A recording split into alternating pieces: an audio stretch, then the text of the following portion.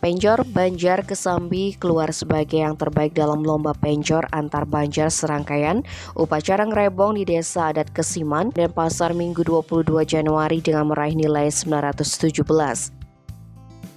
Sementara juara 2 diraih Banjar Ciramcam dengan nilai 914, kemudian juara 3 Banjar Meranggi dengan nilai 907, lalu juara harapan 1 hingga 3 diraih Banjar Abianang Kekaje dengan nilai 895, Banjar Ujung dengan nilai 879, dan Banjar Kebon Kori Kelot dengan nilai 878.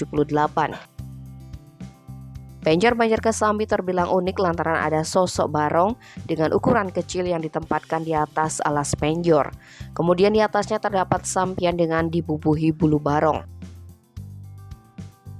Klian Yowana Desa Adat Kesiman Iwayan Dendi Sanditnata Minggu 22 Januari mengatakan penilaian juri berdasarkan beberapa unsur, yakni akumulasi dari semua total penilaian, kelengkapan bahan, kemudian inovasi pengolahan bahan, serta keindahan atau estetika.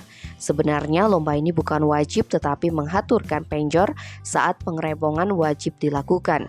Karena perkembangan zaman, muncul inovasi untuk melaksanakan lomba penjor di mana penggarapannya dilakukan seheke terune-teruni atau STT. Tim Bali Express melaporkan.